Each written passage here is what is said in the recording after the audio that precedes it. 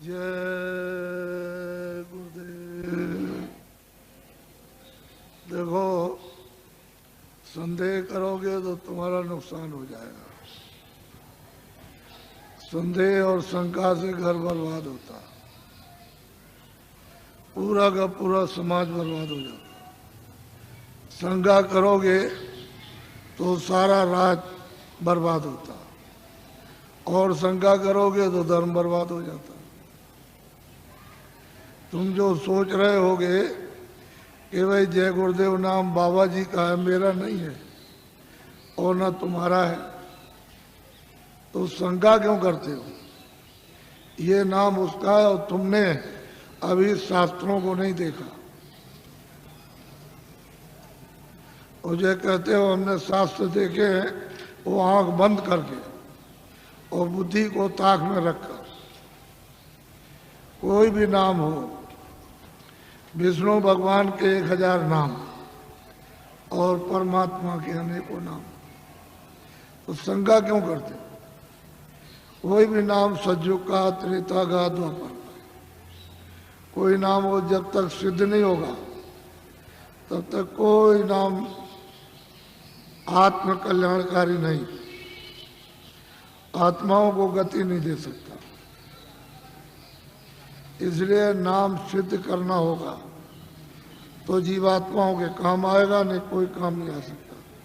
कोई नाम हो, उसके तो अनेक। तुम इतना नहीं समझ पाते हो कि सूरज निकलता है तो अलग अलग देशों में, अलग अलग मुल्कों में अलग अलग नाम। सूरज तो एक ही है लेकिन नाम अलग अलग। तो तुम ये नहीं जानते हो कि तुम्हारे यहाँ नाम अलग है, दूसरे मुल्क में जाओ अलग, तीसरे मुल्क में अलग। तो परमात्मा का क्यों नहीं समझते हो कि उसके अनेकों नाम हैं? इसलिए शंका मत करो। मेरा नाम नहीं है। आप सोचते होगे कि भाई बाबा जी आए तो इनका नाम, मेरा नाम तो तुलसीदास है और आपका भी नाम नहीं, तो जय गुरुदेव नाम उस प्रभु का है, फिर आपको किस बात की शंका? बोलो जय गुरुदेव। जय गुरुदेव नाम किसका? अब बड़े ध्यान से सुनो, खड़े खड़े। ये तुम जो यहाँ रह रहे हो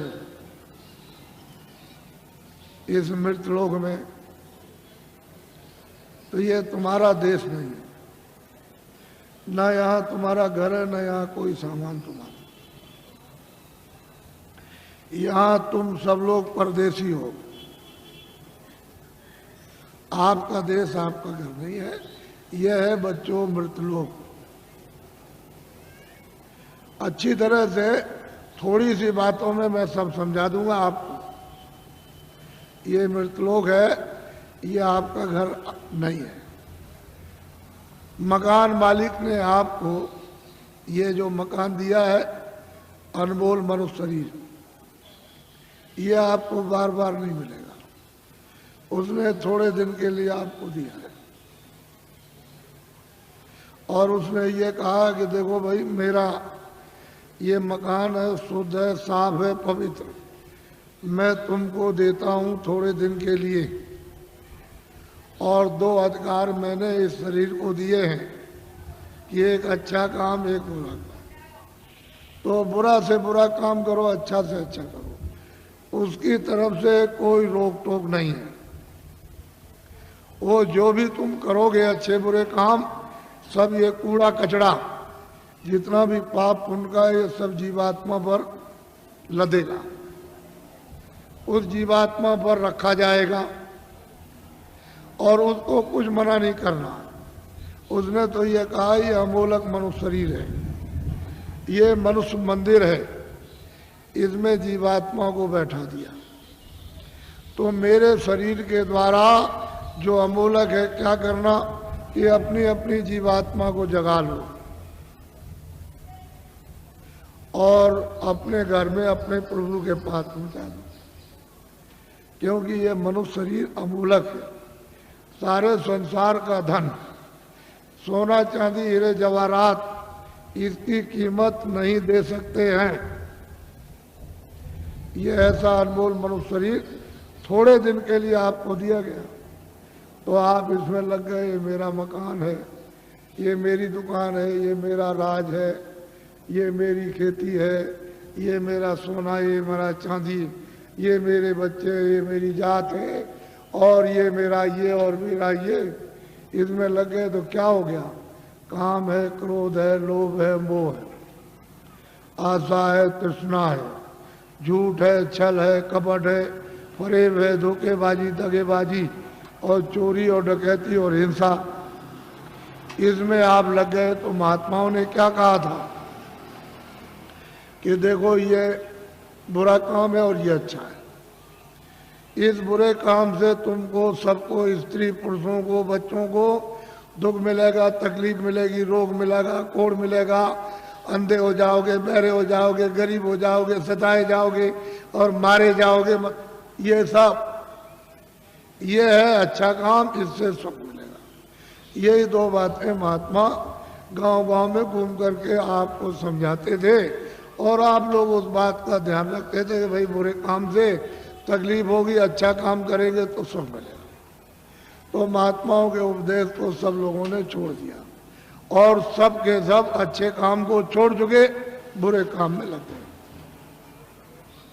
जब बुरे काम में लग गए तो आपको तो मालूम नहीं है कि उसने ये अमोलक मनुष्य शरीर थोड़े दिन के लिए दिया है। तो आप जब नहीं मालूम है तो जीवात्मा पर आप कूड़ा कचरा लाद रहे हो। इस बार तो जब घड़ा भर जाएगा तो ये तो बाहर से बहेगा, फूटेगा और टूटेगा और आग निकलेगी, जहर निकलेगा, तो तुमको तो कुछ मालूम नहीं।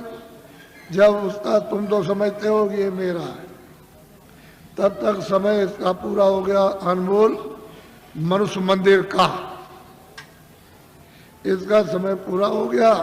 उसने अपने सिपाही बुलाए, किसने? मकान मालिक। ये देखो ये है, ये लल्लू सिंह है, ये रामनाथ है, ये श्यामवती है और ये लीलावती, और ये मतलब जहांगीर है। इनका वक्त और समय हो गया, जाओ फौरन मकान खाली करा लो। तो कागज कहते हैं वारंट, वो फौरन लेकर के दौड़ पड़ेंगे और वहीं से आवाज देंगे। तुम इस वक्त में वहां हो अमेरिका में, तो जोर से यही से देंगे कि लल्लू सिंह तुम्हारा वक्त पूरा हो गया और आप तैयार हो जाओ मकान का। तो यहाँ से फौरन, यानी क्षण भी नहीं लगेंगे, वहां आवाज पहुंचेगी और जोर से धक्का मारेगी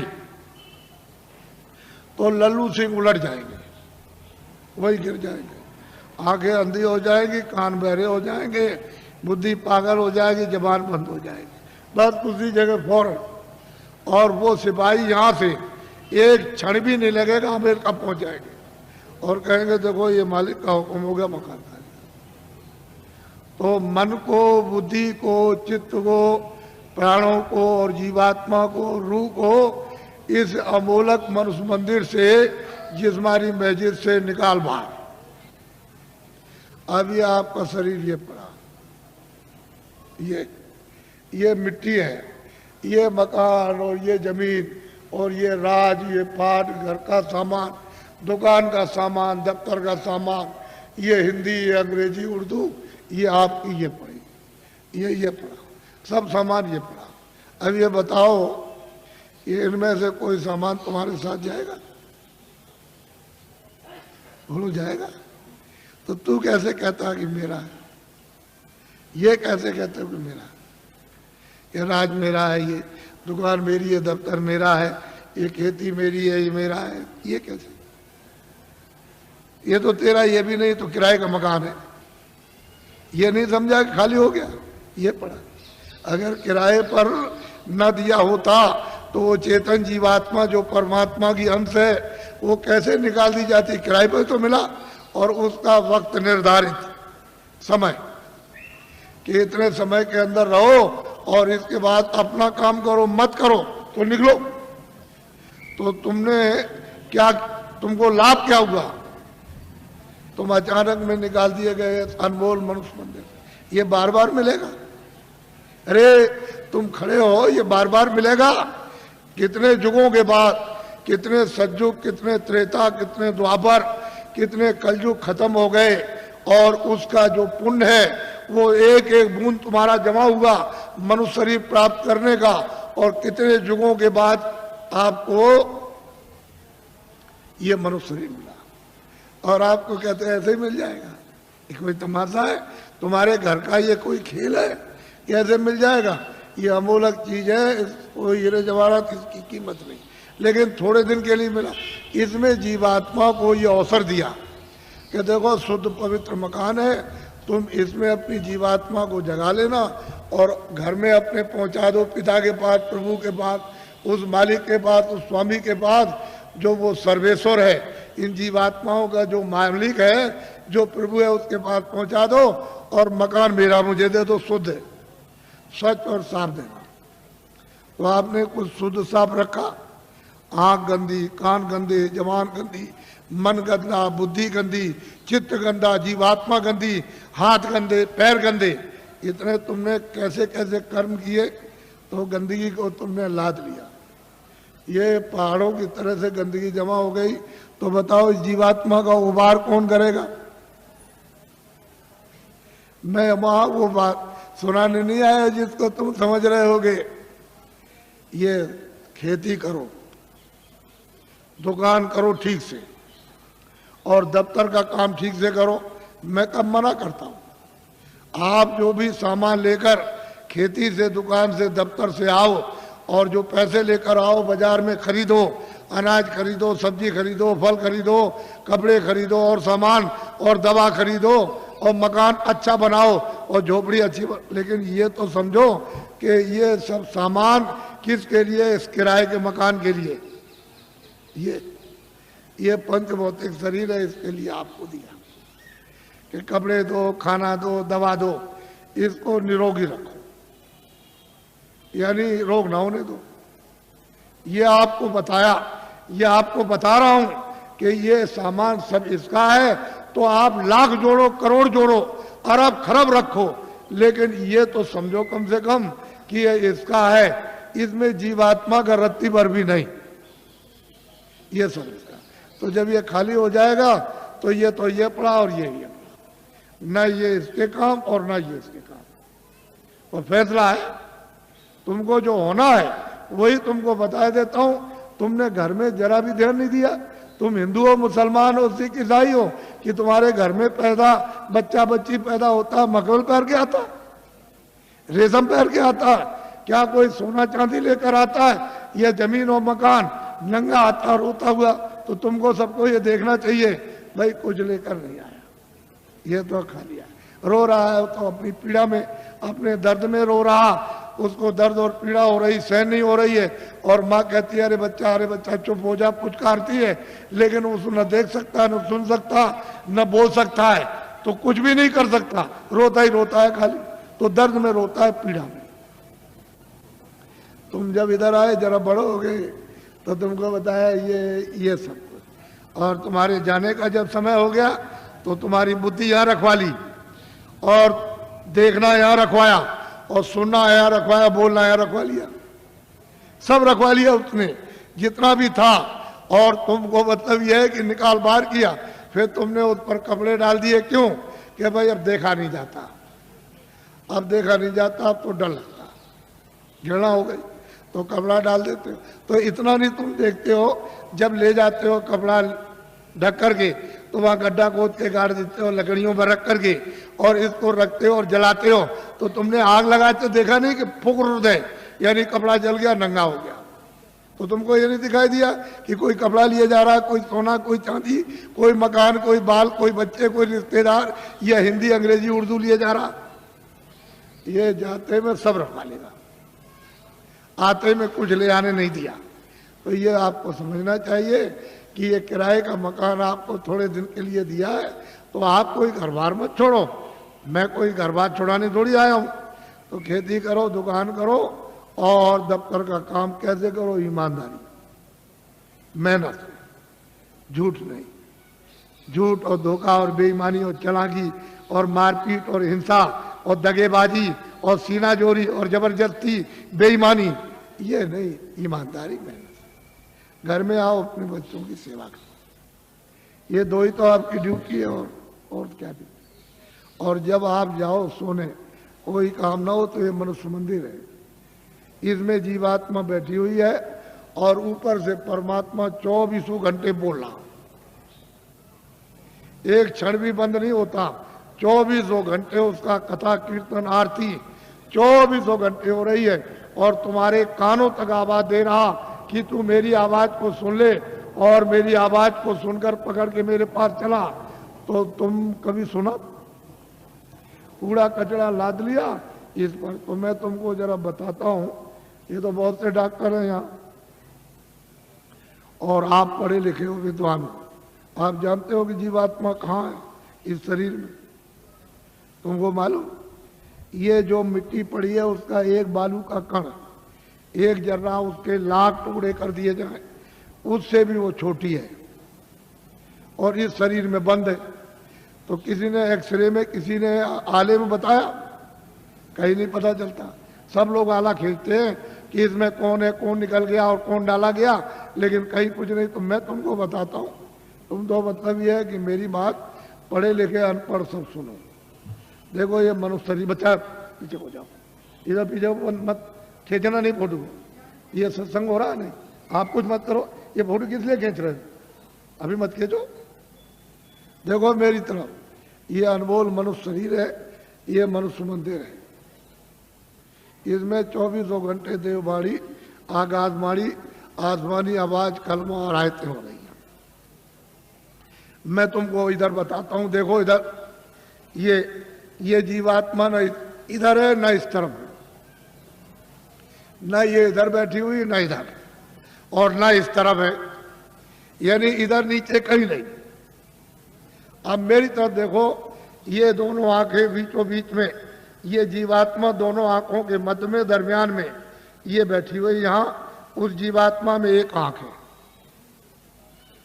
वो तीसरी आंख, तीसरा नेत्र, और शरीर में दो आंखें। कितनी आंख हुई?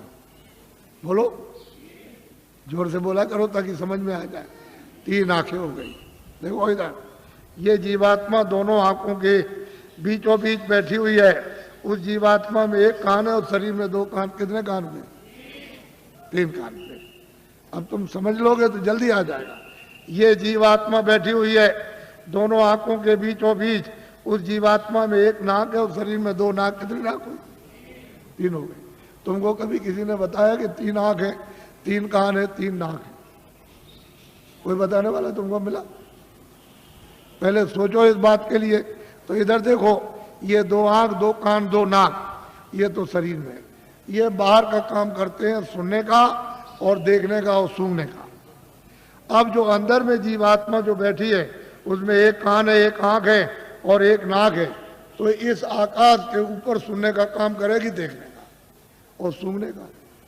तो तुमने कभी शास्त्रों में कि स्वर्ग की और बैकुंठ की बहिष्ठी कितनी सुगंधी है, तुमने कभी सुना? तो ये नाक सूंघेगी, वहां कितनी सुंदरता है, यानी कितनी वहां खूबसूरती है, तो ये आंख देखेगी ये बाहर की। तुमने कभी किसी से पूछा, और तुमने कभी रामायण है, गीता है, कभी शास्त्रों को तुमने ध्यान से पढ़ा? उन महात्माओं ने तो देखा था, उन्होंने तो तीसरी आंख, तीसरा कान उन्होंने खोला था। इन आत्माओं की जमीन जो ये दोनों आंखों के बीचों बीच बैठी हुई है, तो इधर देखो ये डंडा है, ये पूरा डंडा, पूरा का पूरा। इधर देखो, जब 2 आंखें ये खुलती हैं तो आप देखते हो कि आसमान ऊपर है, जमीन नीचे। तो शरीर की जमीन तो ये नीचे है और शरीर का आसमान ऊपर। लेकिन ये जो तीसरी ये आंख है जो जीवात्मा बैठी, वो यहाँ, वो तीसरी आंख, तीसरा कान, तीसरा नाक इस आकाश के ऊपर है। तो आत्माओं की जमीन ऊपर है, जीव आत्माओं की जमीन ऊपर है। वो चेतन है, वो जड़ नहीं है।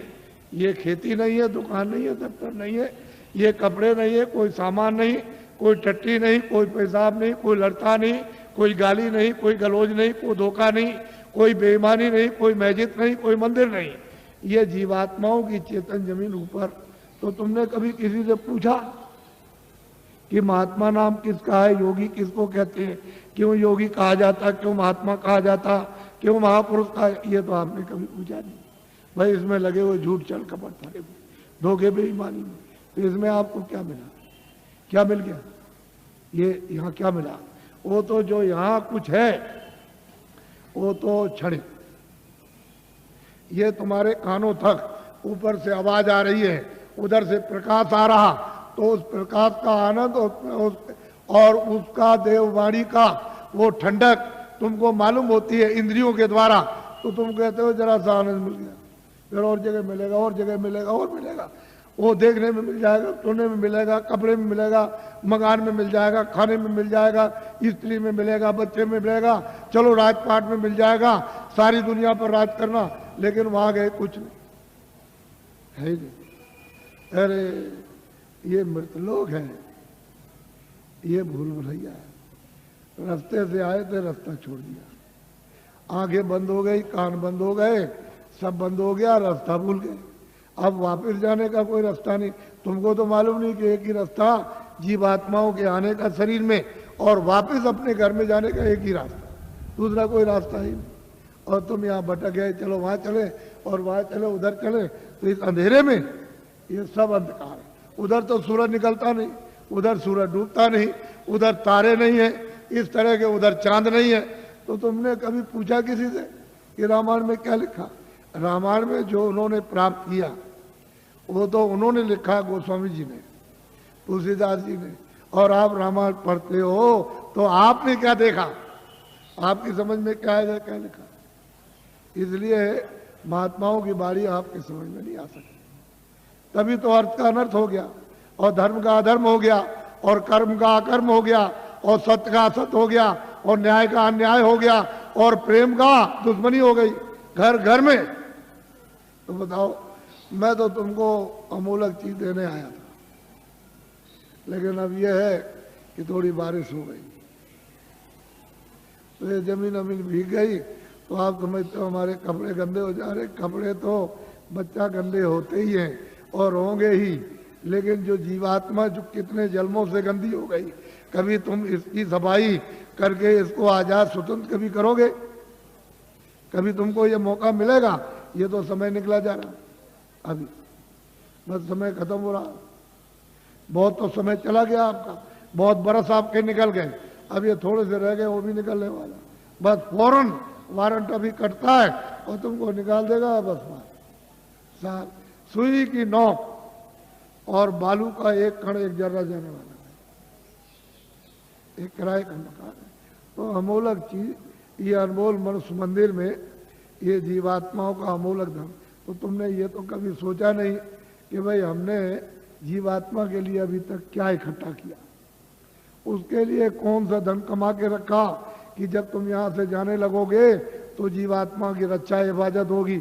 उधर तो कोई मदद करेगा नहीं, उधर तो इधर से निकालेगा, और उधर उसने हिसाब कर दिया कि इनको ले जाओ, इन्होंने बड़े मृत लोक में जाकर बड़े दुष्कर्म और बड़े मतलब बुरे काम और पाप कर्म किए, तो इनको ले जाओ, कुत्ते में बंद करो जाकर के, तो कुत्ते में बंद, कुत्ते से निकाला बिल्ली में बंद, बीच से मिला तो गधे में बंद, गधे से निकाला ऊंट में बंद, तो ऊंट से निकाला किसी पंछी में बंद, तो 4 खाने 84 लज्जोनिया, फिर तुमको ये मनुष्य शरीर किधर मिलेगा? तुम तो ये सब जानते नहीं, तुमको तो ये सब मालूम नहीं, तुमने तो देखा नहीं। इसलिए मैं तुमको अमूलक चीज देने के आया हूं। कुछ आत्म धन चलते चला, जीवात्मा के लिए कुछ आत्म धन, यानी ईश्वरीय खुदाई रूहों को खजाना, उनको कुछ दे दो इस जिस्म में, शरीर में, तो इसका भला हो जाए, नहीं तो ये जा रही है तो दब गई, ये इसको कौन छुड़ाएगा? बिना महापुरुष, बिना जानकार के इसका रास्ता कौन जानता है? कोई नहीं जानता, सब भटके हुए भूले हुए। तो अमूलक चीज लो, उसको देना चाहता हूं। इसलिए तुम ऐसा मत समझो कि कोई बाबा जी जय गुरुदेव है या बाबा जी भगवान है, हम तो पक्के आपके सेवक हैं, सेवक, कोई भगवान नहीं है, कोई जय गुरुदेव नहीं है। जय गुरुदेव तो वो है, हम तो आपके सेवक हैं। सेवा करने का मतलब यही होता है कि तुम्हारी गंदगी को साफ, जो तुम्हारी गंदगी धोता है, साफ करता है, उसका नाम सेवक ही है। जितने भी भारत में महापुरुष आए इस प्रभु को प्राप्त करने के लिए इस कलयुग में, वो सब के सब सेवक रहे। वो कभी महात्मा नहीं बने, न कभी महात्मा बनेंगे, न बने, न उन्होंने कभी इच्छा और ना उन्होंने कभी स्वप्ने मतलब ये कभी सोचा। वो तो सेवक, तो तुम लोग उनको पहचान भी नहीं पाते। और उनके पास में अमोलक धन होता, अमोलक खजाना, और तुम ले नहीं पाते। इसी जमीन में वो भी आते हैं, इसी जमीन में तुम हो, तुम इसमें लगे पड़े हुए हो, और वो यहाँ से निकल के चले गए और तुमको कहते हैं भाई जल्दी कुछ अपना काम करो, नहीं तो ये पराया काम, ये बोझा ढोते हो, ये तो छूटने वाला है, तो ये शरीर चला जाएगा, ये तो मकान तुम्हारा नहीं है, ये सामान पड़ा रह जाएगा। तो अमोलक चीज है, अमोलक धन है, तुम्हारे पास खजाना रखा अथा। लेकिन अब क्या करे बेचारी जीवात्मा, ये इसमें बंद है, इस कोठरी में बंद हो गई, फंस गई। अब इसको कुछ नहीं सुनाई दिखाई, कुछ नहीं देता। तो कोई महात्मा मिले तभी तो उनकी कृपा दया दृष्टि हो, और वो कुछ मतलब ये शुद्धि सफाई करें तो कुछ रास्ता दे दें तो अच्छा रहेगा, नहीं काम होता। तो अमोलक चीज लिए जल्दी में, अच्छा रहेगा। हम ज़्यादा और कुछ नहीं बोलेंगे, लेकिन इतना जरूर कहेंगे, ये बड़ा भारी परिवर्तन होगा तुम्हारे घर में, तुम्हारे व्यापार में, तुम्हारे धर्म में, तुम्हारी जाति में, तुम्हारे मतलब खेती में, तुम्हारे मतलब दफ्तर दुकान में, और तुम्हारे राज में। इतना भारी परिवर्तन होगा जो तुमको ख्वाब और सुन में भी पता नहीं है। ऐसा मालूम होता है कि बड़े भारी कष्ट होने वाले, तकलीफ, तुमको तो अभी पता नहीं है। अभी तक इतनी तकलीफ 47 सालों में नहीं आई, इतना दुख नहीं आया, इतनी परेशानी नहीं आई, इतना कोलाहल नहीं हुआ, इतना त्रायमाम मचा वो आगे आने वाला। तो तुमने कोई बचाव के लिए सोचा, कोई बचाव की कोई औषधि, कोई चीज आपने ली है कि जिससे कि तकलीफों से बचाओ? तो उसके लिए तो कुछ नहीं। लेकिन मैं तुमको इशारा किए देता हूँ ताकि तुम दुकानदार हो, पढ़े लिखे हो, ताकि तुम भी ये समझ जाओ। देखो मेरी विनती प्रार्थना है कि आप कोई भी आंदोलन हड़ताल तोड़ दो। दुकान को बंद करना, दुकान को जलाना, कारखाने को बंद करना, कारखाने को जलाना, दफ्तर को बंद करना, दफ्तर को जलाना, फिर बस को तोड़ना, रेल को तोड़ना, सड़क तोड़ना, ये सब अमानवीय काम आप लोग अपने अपने सब लोग बंद कर दो। ये तुम्हारा काम नहीं है। सही सच्ची बात तो ये है, ये बुद्धि का पागलपन है। इसको तो आप बंद कर दीजिए। क्यों बंद कर दीजिए? यही जब तुमको राज मिला था और खजाना तुमको मिल गया, फौज फाटा, कागज पत्थर और दफ्तर मिल गए, प्रजा मिल गई, तो इसको सबको उपदेश करना चाहिए था कि ये सब सामान तुम्हारा है।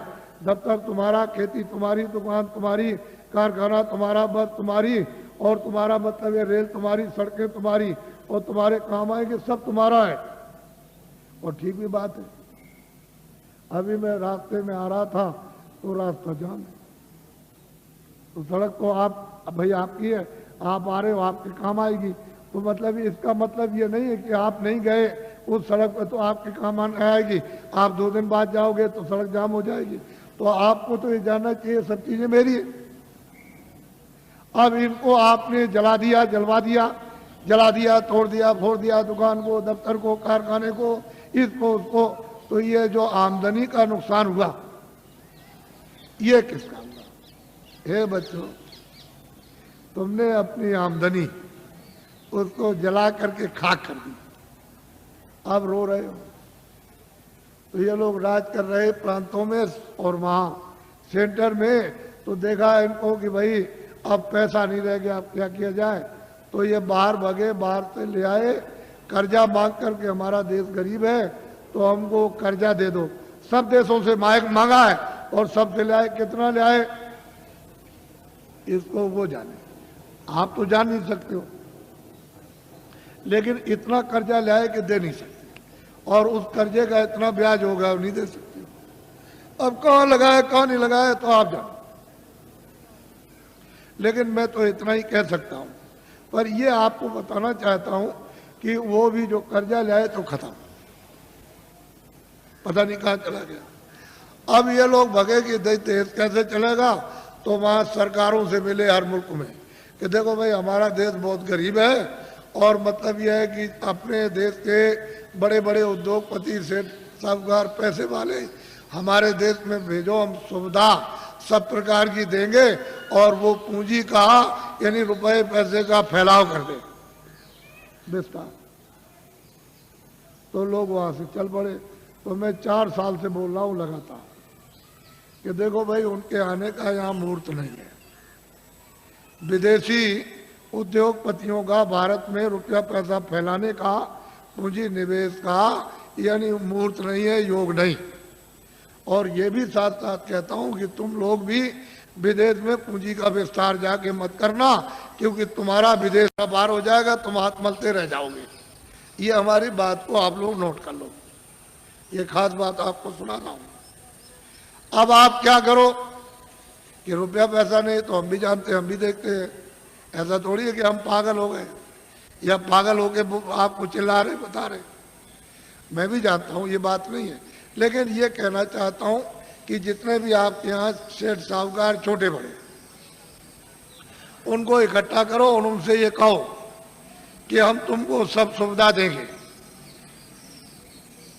तुम कहीं से भी रुपया पैसा ले आओ, तुमसे पूछा नहीं जाएगा तुम कहां से ले आए, और इनकम टैक्स सेल टैक्स इस पर नहीं लगेगा। ये कारखाना लगाओ छोटा बड़ा, 1 साल में या 1.5 साल में 2 साल के अंदर छोटा बड़ा कारखाना लगा दो। और इतना ही काम आप सेठ साहूकारों को करना है कि जितने बच्चे यानी छात्र स्कूल में पढ़ते हैं इनको नौकरी और काम दे दो, बस इतना ही। हम आपको पूरी सुविधा देंगे।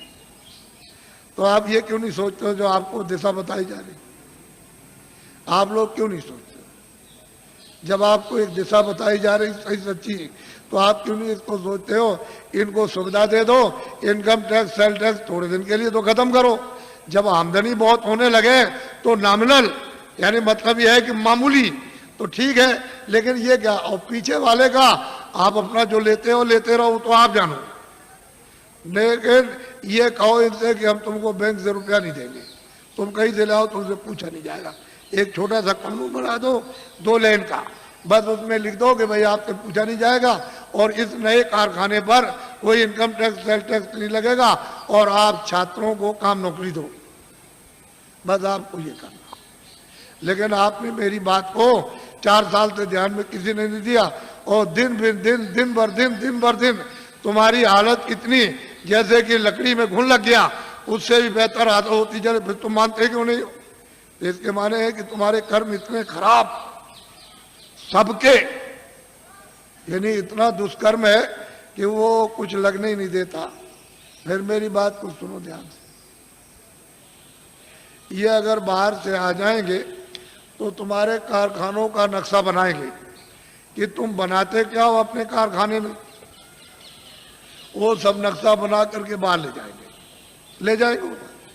फिर वो क्या करेंगे तुमको तो मालूम नहीं है कि वो आएंगे तो कई काम करेंगे कि तुम्हारा सामान बाहर बनाएंगे सुंदर, ये सुंदर कुछ सामान नहीं सुंदर बना देंगे और मजबूत, और जितना तुम्हारा 400 का है वो 100 का रखेंगे।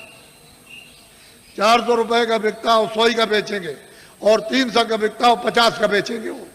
वो मुनाफा नहीं लेंगे, बड़े चालाक हैं कि मुनाफा नहीं लेंगे, और बाजार में वहां से सामान ला के उतार देंगे आपकी मंडी में।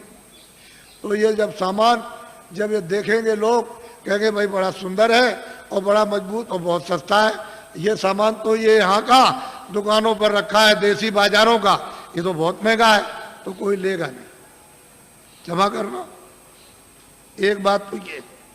और वो क्या करेंगे, बड़े बड़े बोर्ड बना दिए, 3-3 लाख 2-2 लाख और 5-5 लाख के कलकत्ते और दिल्ली और बंबई में उन्होंने लगा दिया कि ये मेरा विदेशी कंपनी का नाम, और उसके उन्होंने शेयर निकाल दिए। तो आपने शेयर खरीदना शुरू कर दिया और शेयर खरीदने लगे, वो तो शेयर बेच करके दलालों को दे दिया और वो रुपया ले गए देसी बॉर्डर पर, वहां डॉलर ले लिया और चले गए अपने देश में। वहां से कहते हैं कि भारत अभी अस्थिर है, अभी हम पुनः फिर से विचार करेंगे। एक बात तो ये हो गई। और यहाँ 19 शहरों को एक ईंट नहीं रखी है और सुई की नोक नहीं बनी यहाँ भारत में, और कंपनी का नाम और शेयर बिक रहे और दलाल बराबर निरंतर बेच रहे। अरे बच्चा, ये सामान जो लाकर दुकानों पर जब नहीं बिकेगा तो उससे भी कम बेचोगे आप। जब ये नहीं बिकेगा और उन कारखानों का सामान उठा करके तुम अपनी दुकानों पर नहीं ले आओगे तो वो क्या करेंगे कारखाने वाले? वो तो अपने आप बंद हो जाएंगे, बिना हमारे मर गए। कोई हड़ताल नहीं, कोई ये नहीं, कोई तोड़फोड़ नहीं, वैसे ही बंद हो गए। तो जितने भी वहां मजदूर और वहां पर जितने भी क्लर्क और वहां मैनेजर काम करते हैं, सब जब बंद हो जाएंगे तो घर बैठ जाएंगे। तो आखिर उनके बच्चे पढ़ते हैं स्कूल में तो काम, जब सब कारखाने बंद हो जाएंगे तो नौकरी काम। इन छात्रों को किधर से मिलेगा? कभी आपने सबने बैठ कर के इस पर गहराई से सोचा? ऐसे हवाबाजी करते रहे। फिर वो आएंगे यहाँ सब जगह अड्डा जमा लेंगे, सब जगह। और तुम जितने भी की पोस्ट के, बड़ी पोस्ट के बड़े जिम्मेदार, उनको सबको अपने पैसे, क्यों कि भारत का आदमी बहुत लालची, बहुत लालची। उनको खरीद लेंगे तो ये भारत भर फिर गुलाम हो जाएगा और तुम ऐसे हाथ मलते रह जाएगा, सट से चला जाएगा, सट से।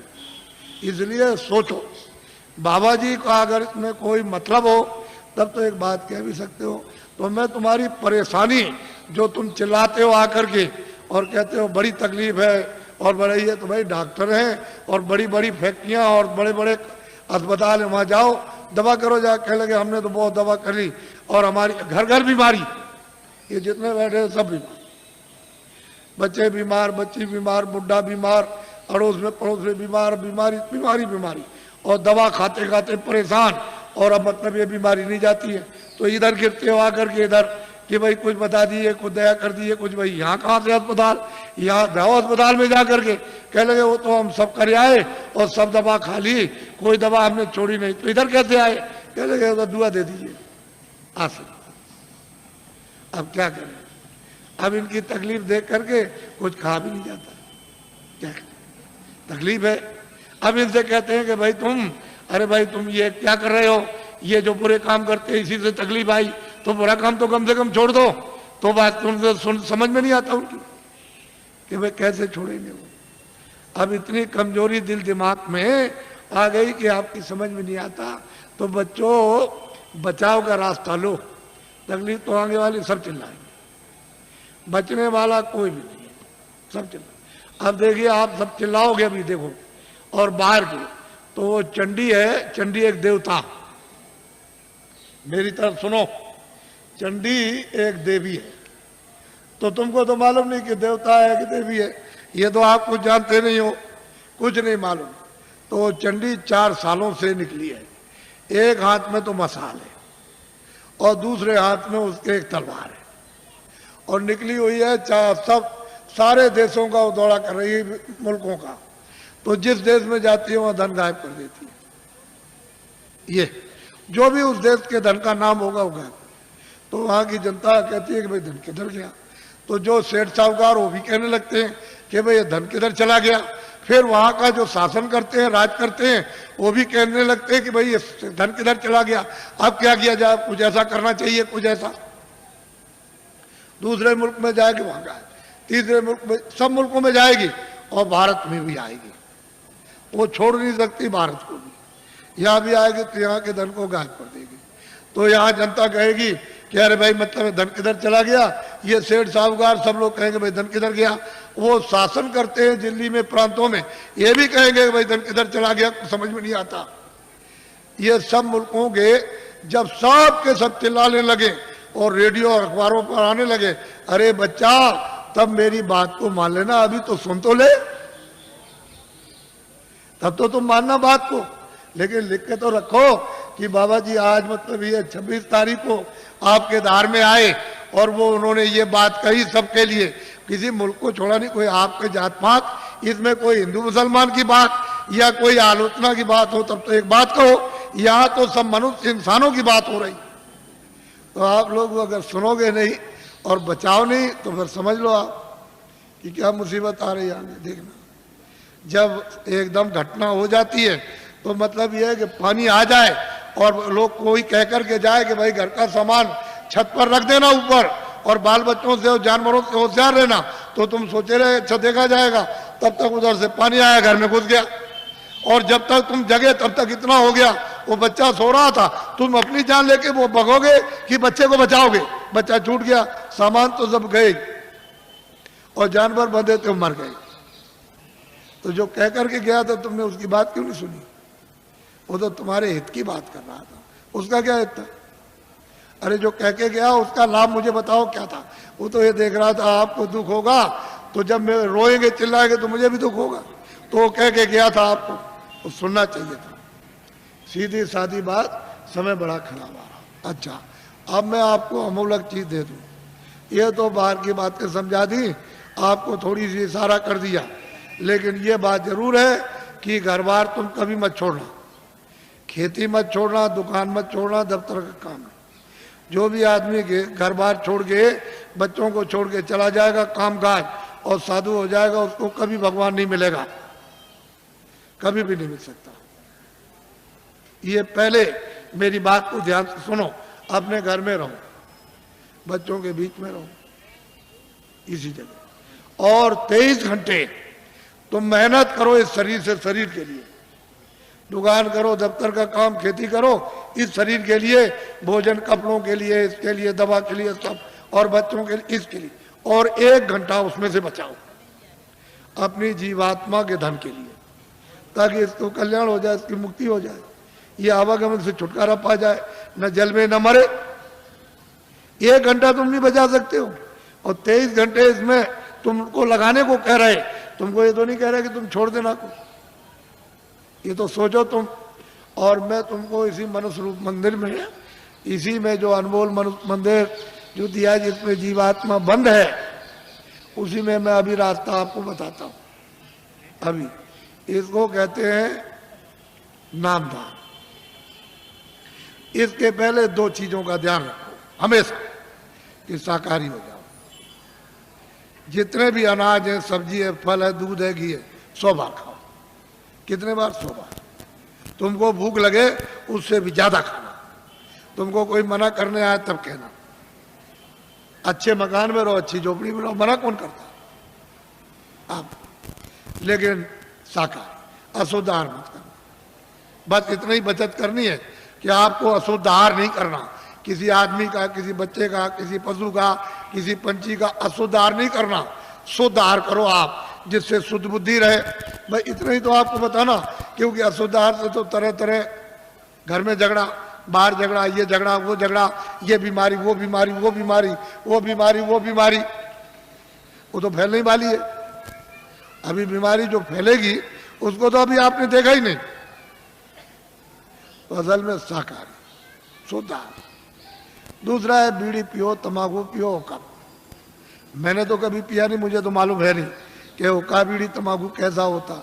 लेकिन ये बच्चे जो 18 साल 20 साल के खड़े हैं, वो बीड़ी तंबाकू हुक्का नहीं पीते, कभी मत पीना। जो बच्चे नहीं पीते कभी मत पीना, एक खराब आदत न डालना। जो पीते हैं वो पी लो, आपके लिए मत। लेकिन बच्चों, बच्चियों, ऐसा कोई नशा मत करो जो तुम्हारी बुद्धि पागल हो जाए। तुमने इसको नहीं सोचा? कोई नशा मत करो किसी तरह का हो जो बुद्धि पागल हो जाए और तुम अपने घर में बच्चे बच्ची को और अड़ोस पड़ोस में बहू बेटी को पहचान न सको। ऐसा कोई नशा मत करो। और चले जा रहे हो तुम, तो सामने तुमने समझा कि जमीन बराबर, और वहां गड्ढा मिला, उसमें पैर चला गया तो पैर टूट गया और सिर लड़ गया गड्ढे में तो सिर फट गया, मर गए। ऐसा कोई न रामायण कहती है, न महात्मा कहते हैं, न कुरान कहती है, न फकीर, न मस्जिद कहती है, न मंदिर कहते, न शिव जी कहते हैं, न आपको कोई और। ये कोई ओ जो कहते हो शिव जी भांग पीते थे, भांग पीते थे, भांग पीते, तुमने भांग पीते हुए देखा? वो भांग नहीं थी, वो कोई और नशा था। ये झूठी बात है। जो लोग उनके नाम से भांग पीते और कहते वो भांग पीते थे, भांग नहीं पीते थे। ये ऐसा देवता कभी भांग नहीं पीता, वो भांग नहीं पीते। लेकिन तुमने ये 2 चीजों से बचो, बाकी तो कोई मैंने मना किया नहीं। मैं तो एक सीधा साधा आपका सेवक हूँ, एक आदमी हूँ, और सही सच्ची बात तुम्हारे सामने तुमको बताने आए हो। तुम नहीं जगोगे, नहीं समझोगे तो मैं इसके लिए क्या करूँगा? मैं तो अपनी बात कह के चला जाऊँगा। जब तुम उधर जाओगे और उधर जब हिसाब होगा तुम्हारा, क्योंकि वो तो सब लिखा जा रहा, आज दिन में तुमने कितना बुरा काम किया, कितना अच्छा किया, कितनों को धोखा दिया, कितनों को मारा, कितनों के साथ बेईमानी की, कितनों को पानी पिलाया, कितने बार मंदिर में पूजा की, कितनी रामायण, कितनी कुरान पढ़ी, ये उधर में, और कैसे कुरान पढ़ी, ये वो सब वहाँ सब लिखा हुआ। बड़ा वो आदमी भी मिलेगा जिसको तुम काट रहे हो, और जिसको मतलब है कि तुम उसको चीर रहे हो, वो सब मिलेंगे वहाँ। तो पूछेगा भाई तुम्हारे सामने कोई रामायण गीता, कोई भागवत, कोई कुरान पुराण, कोई तुम्हारे सामने नहीं थे जिन्होंने महात्मा फकीरों ने नहीं बताया कि भाई अच्छा ये बुरा? तो मोहम्मद साहब से पूछा जाएगा कि भाई मतलब ये है कि तुम गए थे जमीन पर और तुमने मतलब ये नहीं बताया कि बुरा काम बद काम है? कह लगे मैंने तो इनसे सबसे कहा था कि ये बद काम है, ये नेक काम, इस बुरे काम को मत करना, अच्छे करना, लेकिन इन्होंने मेरी बात नहीं मानी। तो फिर वो भेजेगा सीधा, वहाँ हिसाब करता है, वो हिसाब करता है। तुमको दोजख और नरक मालूम नहीं है, वहाँ बड़े बड़े बादशाह पिट रहे वहाँ और जलाए जा रहे, कितने करोड़ों वर्षों तक जलाए जाएंगे, और लाखों मीलों तक आवाज आती है और कोई सुनने वाला नहीं कहीं, न उनका धन दौलत जाता न तलवार जाती उनकी। ये झूठा, तुम इसके लिए मर गए और चले गए हमेशा। तो इसलिए तुम लोग इस पर विचार करो। तपस्या करने से यानी माया लुभाती है कि तुम ये ले लो धन, ये राज ले लो, तो अगर तुम लुभा गए तो राज मिल गया, और राज का जब भोगा तो सीधा नरक हो गए। जब ये कहोगे हमको राज नहीं चाहिए, धन दौलत नहीं, तो भगवान मिलता इसी शरीर में मरने के पहले। मीरा ने मरने के पहले प्रभु को प्राप्त किया, आपको क्या मालूम कैसे पाया? तुलसीदास जी ने पहले ही वो 25 ही साल के अंदर प्रभु को प्राप्त कर लिया, आपको क्या मालूम कैसे पाया? आप क्या जानो? इसलिए आप अमोलक धन लो इस मनुष्य मंदिर में आत्माओं का। ये नामदान है, ये उस तरह की दीक्षा नहीं है, या मंत्र वैसा नहीं है, ये आत्म धन का दान है, ये ईश्वरी धन का दान है। जो उसकी कृपा होती है तब कभी कभी महात्माओं को आदेश मिलता है कि इन आत्माओं को बांट दो जो मानव शरीर में है, तो कभी कभी मिलता मुफ्त में। ये पैसे से नहीं मिलेगा, तुम ये सब रख दो जा करके पूरा धार का, तो ये चीज मिलने वाली नहीं है। ये कभी दिमाग से निकाल देना, ये दौलत पैसे से नहीं मिलती, ये तो मुफ्त बख्शीश में यानी प्रसन्नता से मिलती है। तो तुम्हारे पास कुछ है, तुमने किसी से प्रेम किया? वो कहते हैं कि प्रेम से प्रकट होए भगवान। किसी से किया प्रेम? किसी से नहीं किया। उसी शिव के सामने चोरी करते हो, धोखा देते हो, विष्णु के सामने राम के मंदिर में जाते हो, दूसरों का गला काटते हो। अगर एक भी देवता खड़े होकर के कह दे कि आज से ये बेईमानी मत करना, ये दगेबाजी, तो कहोगे मैं ऐसे देवता को अब नहीं मानता।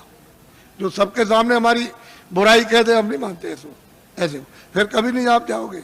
अगर देवता बोल दे, अब उनको कुछ कहना नहीं, आपने समझ लिया, हाँ उन्होंने सुन लिया होगा, और आपने समझ लिया उन्होंने कुछ नहीं देखा, वो अंधे, अब हम जो चाहेंगे सो करेंगे, अब चलो हो आए वहाँ।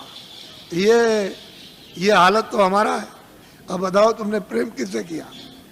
किससे प्रेम? वो तो कहते हैं प्रेम से मालिक मिलता है, आपने कैसे प्रेम? इसलिए आप सीधा, बहुत सरल है, बहुत सीधा है। कलयुग ने अधिकार आपको दे दिया स्त्री पुरुषों को कि सभी लोग उस परमात्मा को प्राप्त कर सकते हैं, किसी के लिए कोई बंधन नहीं, और सुलभ और सहज और आसान। लेकिन तुम योग तो अब कर नहीं सकते हो, सतयुग और त्रेता और द्वापर का कोई भी क्रिया आप नहीं कर सकते हो। और उन्होंने मना कर दिया गोस्वामी जी महाराज ने कि कलयुग जोग न यज्ञ न ज्ञाना, कहते कलयुग में कोई जोग मत करना, न यज्ञ करना, और न आपको ज्ञान होगा। कलयुग में तो कहते हैं कि नाम आधारा, और नाम कौन सा वो मैं बताऊंगा आपको, अभी आपको बताता हूँ। तो आप लोग, आप सब खड़े रहना, बैठना कोई नहीं, खड़े खड़े बताऊंगा आपको, और खड़े खड़े करवाऊंगा, घबराइए नहीं। जो जो भगवान का नाम बोलूं सब लोग एक साथ एक आवाज में बोलना, और सब लोग बोलेंगे जो बैठे खड़े, शुद्ध बोलना, शुद्ध। अशुद्ध मत बोलना, शुद्ध बोलना। जो जो नाम मैं बोलता जाऊं आप बोलते जाना, जब मैं अंत में चुप हो जाऊंगा तो आप लोग चुप हो जाना। अशुद्ध मत बोलना, शुद्ध कर लेना। मान लो अशुद्ध बोल दो तो फिर शुद्ध कर लेना दोबारा। इसलिए जो जो नाम बोलते जाना, जब मैं चुप हो जाऊंगा तो आप चुप हो जाना। बोलो जय गुरुदेव। लेकिन थोड़ा सत्संग मिलना चाहिए, तो जरा ठहर जाओ। अभी मथुरा में एक बड़ा कार्यक्रम होने जा रहा, यही दिसंबर में, यानी कार्तिक के बाद जो अगन लगेगा, तो 15 दिसंबर से 21 दिसंबर तक 7 दिन का एक कार्यक्रम होने जा रहा। और उसमें यही साधना और यही मतलब अनुभव होता है। वहाँ सत्संग भी मिलेगा और साधन भी और ध्यान भी, सब करोगे आप। और उस समय पर आप अच्छी तरह से कर सकते हो, क्योंकि वो वातावरण ऐसा होगा।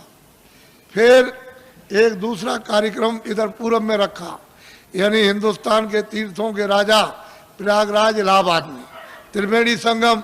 तो त्रिवेणी संगम पर 25 फरवरी से, ये तो 96 में मथुरा का, और वो इलाहाबाद का 97 में, 25 फरवरी से 6 मार्च तक 97 में 10 दिन का होने जा रहा बड़ा कार्यक्रम।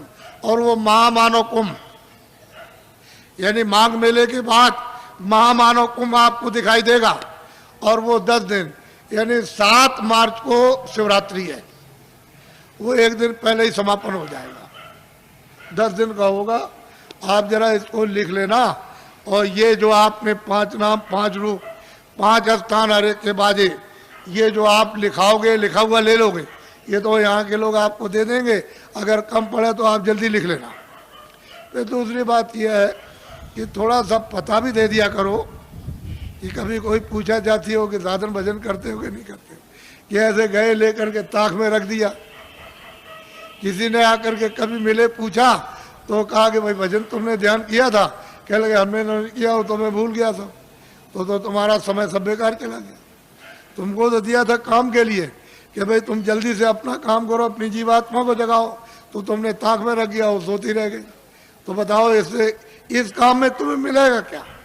इससे ना कुछ मिला ना कुछ मिलेगा, और इस काम से खाली जाओगे।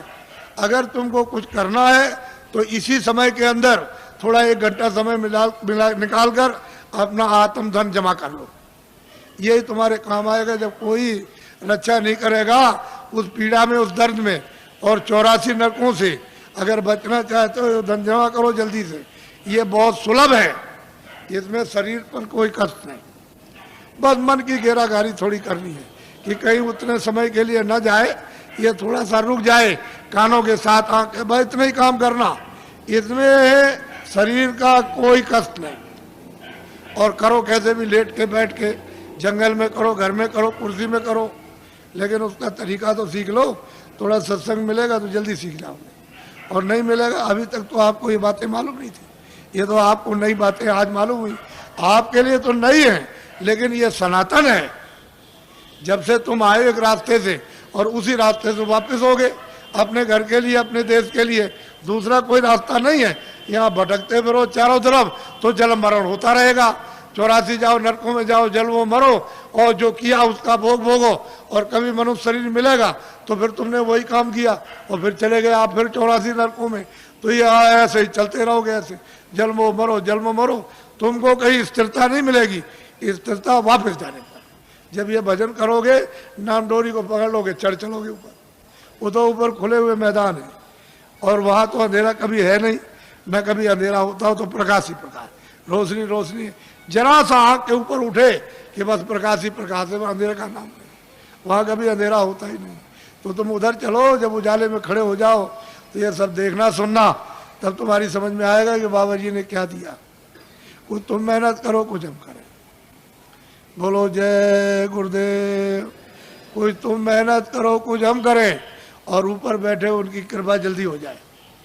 और तुम मेहनत हम नहीं करेंगे, कुछ होगा नहीं। जल्दी करो, देर मत करो, और जल्दी से कृपा और दया ले लो, ताकि वो ऊपर बुला ले, और जल्दी से आप निकल चलो इस कूड़े कचड़े से। यहाँ कोई जो मिलने वाला नहीं है, ये सब शकलें। अब देखो, बीमार, परेशान, तकलीफ में, हमारे पास जो भी आता कोई हो, हमको उससे मतलब नहीं, हाथ भी होना चाहिए। हमारे यहाँ कोई झगड़ा झंझट ये नहीं है। आदमी हो उसमें जीवात्मा होनी चाहिए। तुम्हारे शास्त्रों में लिखा है अहिंसा परमो धर्म, तो आपने इसका पालन किया? अब ये बताओ, आपने इसका पालन किया?